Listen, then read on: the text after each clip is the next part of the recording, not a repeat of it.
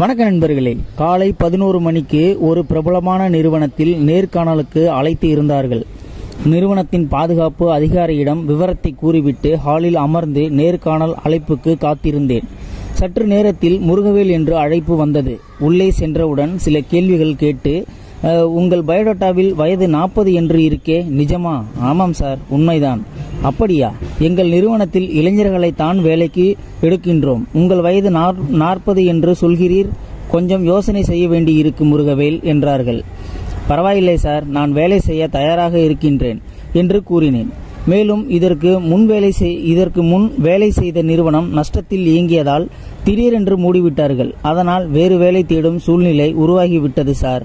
அந்த அதிகாரி சற்று யோசிப்பது போல் பாவனை செய்துவிட்டு, முருகவேல், உங்கள் பயோடேட்டாவை கொடுத்துவிட்டு செல்லுங்கள், தேவைப்படும் போது அழைக்கின்றோம் என்றார். மிக்க நன்றி சார் என்று கூறி வெளியே வந்தேன். இங்கும் வேலை இல்லை. மனம் கனத்தது, கூடவே தலையும் வலித்தது. பெரும்பாலான இடங்களில் வயதை காரணம் காட்டி தவிர்த்து விடுகின்றார்கள். இறைவா, என்ன சோதனை! அனைத்தும் நல்லபடியாகத்தான் போய்கொண்டு இருந்தது.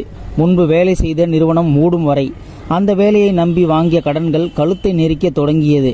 ஒரே மகனின் படிப்பு செலவு, வீட்டுக்கு தேவையான செலவு, மேலும் மேலும் ஐயனே ஈசனே, எப்படி சமாளிக்கப் போகின்றேன்?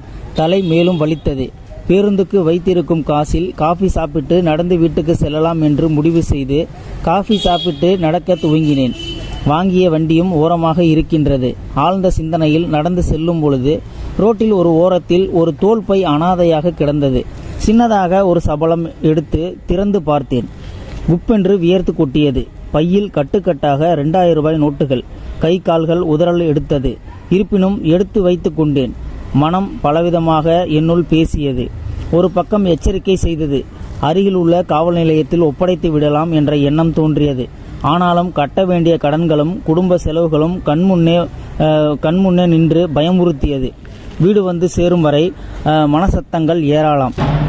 உடல் முழுவதும் வியர்வை ஊற்றியது. வீட்டில் உள்ள அலைமாரியில் பணத்தை பத்திரமாக வைத்தேன். வெளியே சென்று திரும்பிய மனைவி, என்னங்க ஒரு நடுக்கமா இருக்கிறீங்க, என்ன என்று கேட்டாள். வள்ளி, அந்த கதவை சாத்திட்டு உள்ளே வா என்றேன். நடந்த விவரங்களை சொல்லி யாராவது கேட்பார்கள் என்று திரும்பி பார்த்தேன். யாரும் வரவில்லை என போய் கூறினேன். பணத்தை எண்ணி பார்த்தேன். மொத்தமாக 12 லட்சம். வள்ளி, சில மாதங்கள் வேலை கிடைக்கும் வரை நமக்கு கவலை இல்லை, நம் செலவுக்கு இது போதும் என்றேன். மனைவி அமைதியாக இருந்தால். ஏதாவது பேசு என்றேன். இந்த பணம் நமக்கு வேண்டாங்க என்றால் மனைவி. வள்ளி, என்ன பேசுற நீ? இறைவனா பார்த்து தான் நமக்கு துன்பங்கள் தீர வழிகாட்டி இருக்காரு. உங்க அல்ப புத்திக்கு இறைவன் மேல பழி போடாதீங்க என்றாள். வள்ளி, எனக்கு இன்னும் வேலை கிடைக்கல. கட்ட வேண்டிய கடன்களும் செலவுகளும் கழுத்தை நெரிக்க ஆரம்பித்து விட்டது. இப்படிப்பட்ட சூழ்நிலையில் இந்த பணம் நமக்கு எவ்வளவு உதவியாக இருக்குமே, நினைத்து பார் வள்ளி.